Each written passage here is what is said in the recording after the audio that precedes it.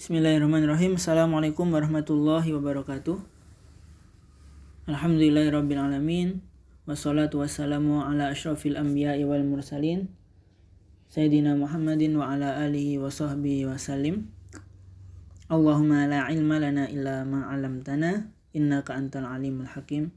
Fa'alimna ma yanfa'una wanfa'na bima 'allamtana wa zidna ilman warzuqna fahman. Para santri sekalian, hafizakumullah. Alhamdulillah. Sebelumnya marilah kita panjatkan syukur kepada Allah Subhanahu wa taala yang telah memberikan kepada kita begitu banyak karunia-Nya sehingga hari ini kita bisa dipertemukan kembali oleh Allah setelah sebelumnya cukup lama tidak bertemu ya. 1 bulan. Hari ini kita dipertemukan kembali di semester yang baru dengan suasana dan semangat yang baru insya Allah. Walaupun hanya melalui media sosial ya. Semoga tetap tidak mengurangi semangat kita. Insya Allah pada pertemuan kali ini kita akan membahas materi fikih tentang haji.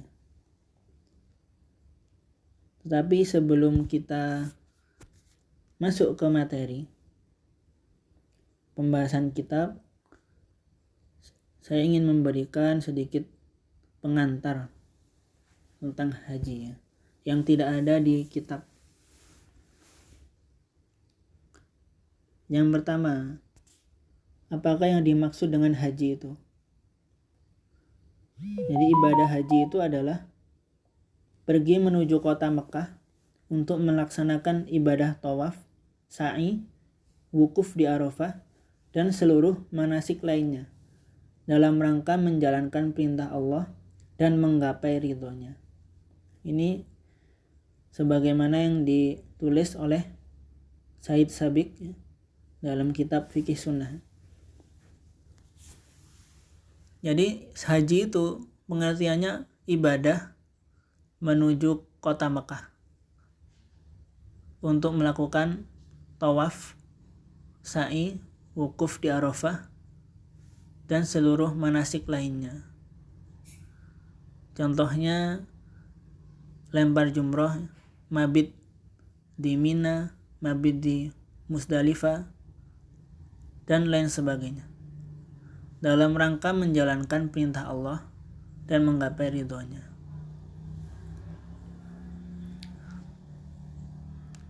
Kemudian perintah haji ini pertama kali diturunkan pada tahun 6 Hijriah. Ketika Allah menurunkan surat Al-Baqarah ayat 196. A'udzubillahi minasyaitonirrajim. Bismillahirrahmanirrahim. Wa atimmul hajja wal umrata lillah. Dan sempurnakanlah haji dan umrah karena Allah.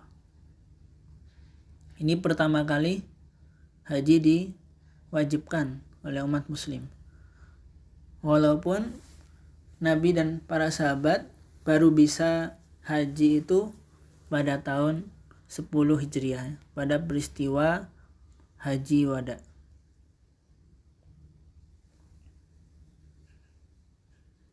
Kemudian agar kita lebih semangat, agar kita semangat untuk bisa menunaikan ibadah haji, memberikan motivasi kepada kita, saya ingin membacakan beberapa keutamaan haji.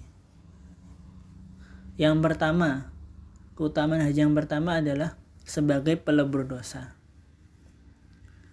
Sebagaimana sabda Nabi Muhammad SAW yang diriwayatkan oleh sahabat Abi Hurairah. An Abi Hurairah radhiyallahu anhu qala sami'tu an-nabiyya sallallahu alaihi wasallam yaqulu man hajja lillah falam yarfus walam yafsuq raja'a ka yaumi waladathu ummuh. Rawahu Bukhari wa Muslim. Dari Abu Hurairah radhiyallahu anhu ia berkata, Aku pernah mendengar Nabi Muhammad SAW bersabda, barang siapa yang berhaji karena Allah, lalu ia tidak berkata kotor dan berbuat fasik, maka ia kembali seperti hari ketika dilahirkan ibunya. Jadi seorang yang melakukan ibadah haji tanpa disertai melakukan dosa, kemaksiatan, itu ketika dia selesai menunaikan haji, pulang dari ibadah haji itu statusnya sebagaimana dia dilahirkan oleh ibunya, sebagaimana seorang bayi yang dilahirkan oleh ibunya. Jadi tidak memiliki dosa sama sekali. Kemudian keutamaan yang kedua, menghilangkan kefakiran dan dosa-dosa kecil.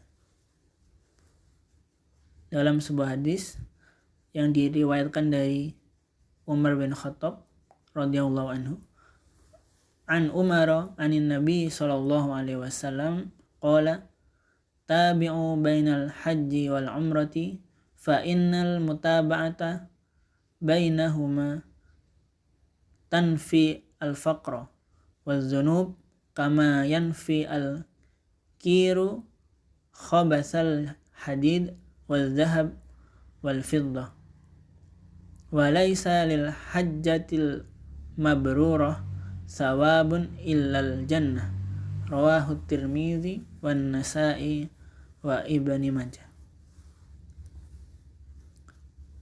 Dari Umar bin Khattab radhiyallahu anhu, dari Nabi Muhammad SAW, beliau bersabda, dekatkanlah kalian antara haji dan umroh, baik haji diikuti dengan umroh atau umroh diikuti dengan haji, karena sesungguhnya mendekatkan di antara keduanya itu dapat menghilangkan kefakiran dan dosa-dosa kecil, sebagaimana kir, yaitu tempat yang digunakan untuk menyalakan api, dapat menghilangkan kotoran besi, emas, dan perak. Dan tidak ada pahala yang pantas bagi haji mabrur kecuali surga. Hadis riwayat Tirmidzi, An-Nasa'i, dan Ibnu Majah. Jadi yang kedua, keutamaan haji adalah menghilangkan kefakiran dan dosa-dosa kecil. Jadi dianjurkan melakukan haji dan umrah itu secara berturut-turut, ya. Bisa haji dulu baru umrah, namanya haji ifrad. Bisa juga umrah dulu atau umrah dulu baru haji, namanya haji tamattu. Bisa juga bebarengan, satu ibadah niatnya langsung dua, umrah dan haji, namanya haji qiran. Nah, itu yang disunnahkan. Barang siapa yang melakukan hal tersebut, janji Allah akan dihilangkan kefakiran dari dirinya. Jadi jangan kita menganggap haji itu menghabiskan biaya, ya, membuat kita menjadi miskin. Tidak, ya. Tetapi Allah menjanjikan bahwasanya ketika seorang berhaji, itu Allah akan menggantikannya dengan yang lebih baik. Jadi tidak akan orang yang haji itu setelah berhaji miskin. Itu tidak mungkin, karena Allah yang sudah menjanjikannya. Seorang yang telah melakukan haji, tidak mungkin dia setelah haji itu miskin, karena sudah dijamin Allah. Kemudian menghilangkan dosa-dosa kecil, sebagaimana tempat menyalakan api, namanya kir, itu bisa menghilangkan kotoran yang ada di besi, emas, dan perak. Besi, emas, dan perak itu kalau ingin dibersihkan dari kotoran, caranya dengan dipanaskan.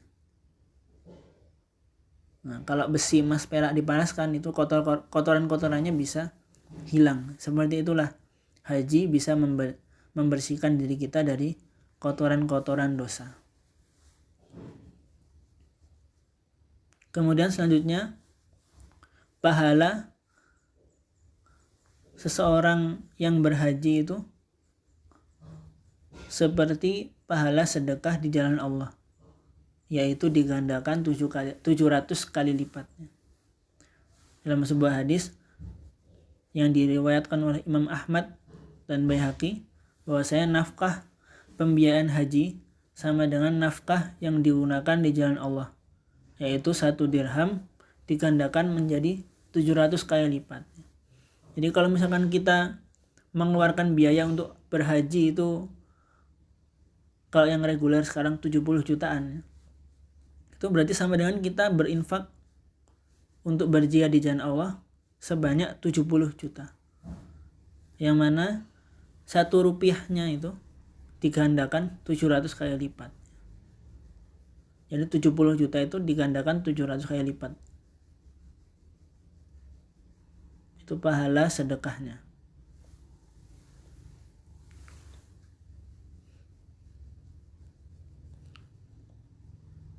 Kemudian selanjutnya, pahala seorang yang berhaji itu sebagaimana pahala seseorang yang berjihad di jalan Allah. Jadi suatu ketika Aisyah itu pernah bertanya kepada Nabi Muhammad SAW, "Ya Rasulullah, naral jihad afdalal amal, afala nujahid?" Qala la, lakinna afdalal jihadi hajjul mabrur. Wahai Rasulullah, kami memandang bahwa jihad adalah amalan yang paling afdol. Apakah berarti kami harus berjihad? Rasulullah menjawab, tidak. Jihad yang paling afdol, yang paling utama adalah haji mabrur. Jawab Nabi Muhammad SAW. Haji mabrur itu apa? Haji yang dilaksanakan tanpa disertai dosa. Baik ketika mencari uang untuk membiayai haji, ataupun ketika dia melakukan ibadah haji itu sampai selesai tanpa disertai dosa. Itu namanya haji mabrur. Jadi sahabat Aisyah ini, beliau ingin berjihad, tapi karena beliau perempuan, Nabi Muhammad menjawab, tidak. Jihad yang paling utama untuk beliau adalah, untuk perempuan, adalah haji. Jadi haji itu bagi perempuan, bagi orang yang tua renta, yang tidak mampu untuk berjihad di jalan Allah, itu sama dengan pahala berjihad. Kalau kita kiaskan dengan kondisi kita saat ini, alhamdulillah kita saat ini berada di kondisi yang aman ya, tidak ada peperangan. Maka ketika kita mengusahakan untuk berhaji itu, kita sama dengan mengusahakan untuk berjihad ya. Kita mencari uang untuk membiayai haji, itu jihad ya. Ketika kita berangkat untuk haji, itu juga jihad. Karena haji itu setara dengan jihad, maka seorang yang meninggal ketika berhaji itu dihukumi mati syahid. Seseorang yang berhaji kemudian meninggal dunia dalam perjalanan ataupun ketika melakukan ibadah haji itu, kemudian itu sebagaimana sabda Rasulullah, dihukumi seperti orang yang mati syahid di jalan Allah. Seperti seorang yang syahid di jalan Allah.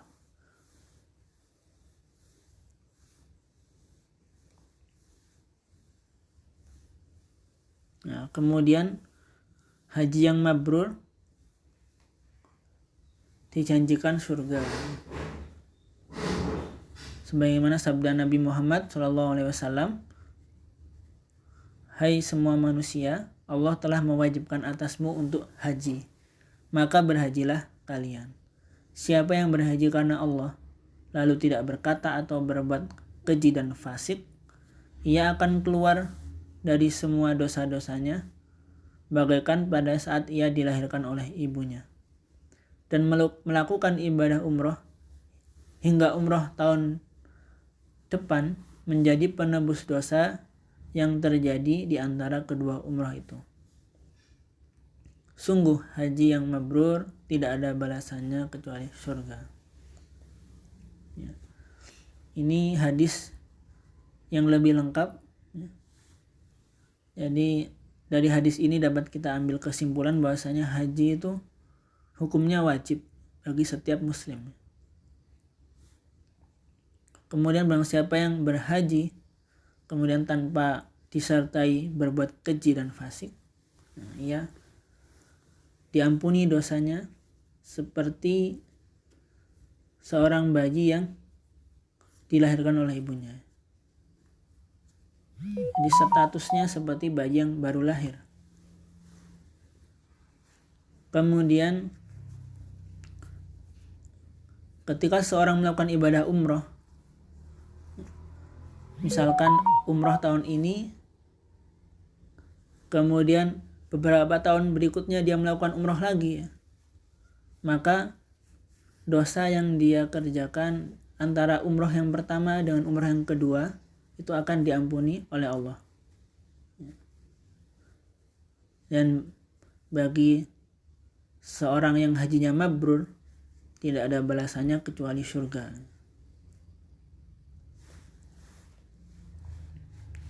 Hukum berhaji sebagaimana hadis yang tadi dibacakan ya, fardu ain. Fardu ain itu wajib bagi setiap muslim apabila terpenuhi syarat-syaratnya. Kalau terpenuhi syarat-syaratnya nanti kita pelajari syaratnya itu apa saja. Maka dia wajib berhaji. Kalau dia tidak berhaji, maka dia berdosa. Dan haji itu cukup satu kali seumur hidupnya. Kecuali bagi seorang yang bernazar, punya nazar. Dia berjanji kalau misalkan dia mendapatkan kenikmatan, kalau dia menjadi menteri misalkan, kalau dia jadi menteri dia akan berhaji, maka dia wajib berhaji walaupun sebelumnya sudah berhaji. Atau misalkan kalau saya dapat untung 500 atau 100 juta, maka saya berhaji, maka dia wajib berhaji. Waktu berhaji itu kapan? Nah, kalau haji waktunya hanya di bulan-bulan tertentu, yaitu bulan Syawal, bulan Dzulqa'dah, dan 10 hari di bulan Dzulhijjah. 10 hari pertama di bulan Dzulhijjah itu waktu menunaikan haji. Kalau umroh bisa terserah waktunya. Nah, kemudian bagi orang yang sudah tua renta ya, atau sudah meninggal dunia yang tidak memiliki kekuatan untuk haji, tapi dia memiliki cukup harta untuk berhaji, apakah dia tetap wajib berhaji? Jawabannya orang yang tua renta atau yang sudah meninggal apabila memiliki kecukupan harta maka tetap wajib berhaji dengan diwakilkan oleh ahli warisnya atau orang lain menggunakan warisannya. Jadi bisa diwakilkan oleh ahli warisnya atau orang lain dengan syarat sudah pernah berhaji. Biayanya menggunakan warisannya. Ini kalau misalkan ada orang meninggal dunia padahal dia sudah punya tabungan haji, sudah menabung untuk haji, sudah cukup hartanya untuk berhaji, tapi meninggal duluan, nah, maka tetap dia harus berhaji dengan cara diwakilkan. Nah, tadi karena haji itu fardu ain, wajib bagi semua umat Islam, nah, maka kita harus mengusahakannya. Itu ya, tadi terlewat. Jadi harus mengusahakan untuk berhaji. Minimal kita sudah berusaha dengan menabung, udah meniatkan. Apalagi sekarang memang kalau kita mendaftarkan haji tahun ini, kita belum bisa untuk haji tahun ini. Baru bisa minimal 10 tahun ke depan. Maka memang salah satu caranya untuk berhaji itu dengan menabung ya. Sambil menabung kita mendaftarkan haji.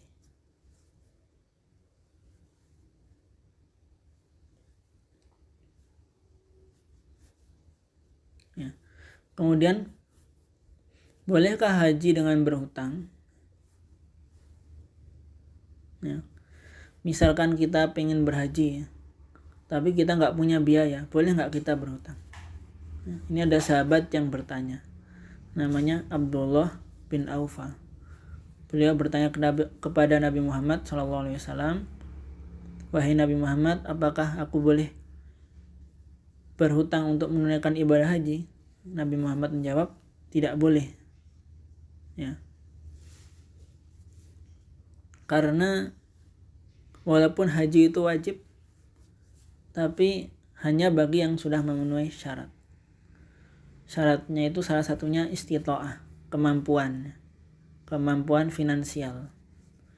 Kalau dia sudah menabung tapi belum bisa berhaji, belum cukup hartanya untuk berhaji, ya tidak perlu memaksakan diri untuk berhutang.